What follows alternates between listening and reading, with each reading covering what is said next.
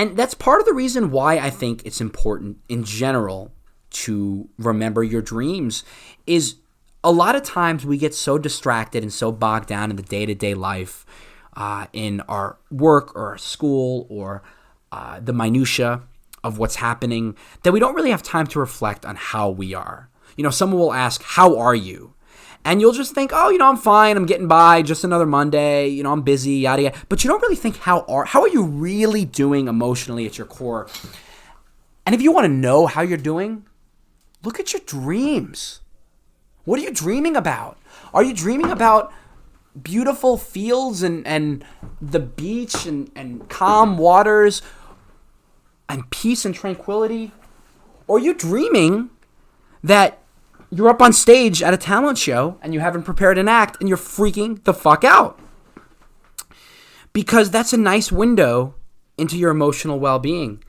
And I mentioned before, and I'm going to continue to mention, I think reflection is a very important aspect of a good, balanced life, and it's something most people don't do enough. So just remembering your dreams is a nice way to reflect. How do I remember my dreams? Let's say you're with me and you want to remember your dreams, you want that reflection, you want that inspiration. How do you do it?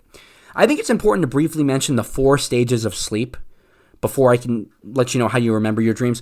First, there's stage 1, the light transitional sleep stage where drowsiness begins. Stage 2 is the more stable sleep where the chemicals are secreted that make it difficult to be awoken. Stage 3 is deep sleep. This is where the growth hormone and other things are released in your body. And stage 4 is REM sleep, rapid eye movement. This is where your dreams occur. So if you want to remember your dreams, it's best to wake up at the conclusion of an REM cycle.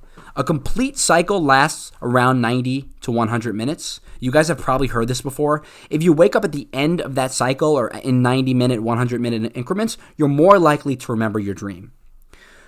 And on that note, it's best to be woken up quickly rather than slowly. If you wake up quickly, that alarm goes off, boom, and you thrust up, like a whack-a-mole, like a spring or whatever, you're able to immediately recall what was taking place in your last REM cycle, as opposed to being woken up slowly and groggy and lethargic and hit the snooze and you hit the snooze again and again, and the dream just drifts away from you. It's pretty intuitive, but waking up quickly and right away, that's when you are most likely to remember your dreams. So as a best practice, as soon as your alarm goes off in the morning, before you can even hit snooze, jot down your dream. And on that note, the number one way to remember your dreams, keep a dream journal. Keep a dream journal. Invest in it. I'm sure you have a little notebook hanging around, or buy one for 99 cents. Keep a dream journal next to your bed on your nightstand in order to write down your dreams as soon as you wake up. As I mentioned, your dreams are freshest in the first moments of consciousness, so don't let them drift away from you. Keep a pen or a pencil, and notebook next to your bed, and kind of get into the habit of jotting down what you remember as soon as you wake up, even if it's just written in chicken scratch and non-complete sentences. I promise you're going to be able to piece it together, and it'll be really cool, like later on in the day or the next day, to look back on what you jotted down and to remember what your dreams are. Don't rely on your memory, rely on your mind, because, if you wake up at 6:45 a.m.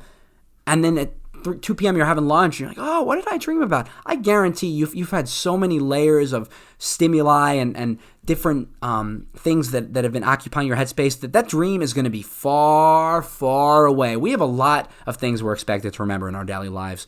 So writing it down is the number one way to remember your dreams. And writing it down, I mean with a pen and paper. Don't rely on your cell phones to jot down your dreams, in part because the process of mechanically writing down your dreams will aid your memory and your ability to recall the dreams, as opposed to just typing it on a screen.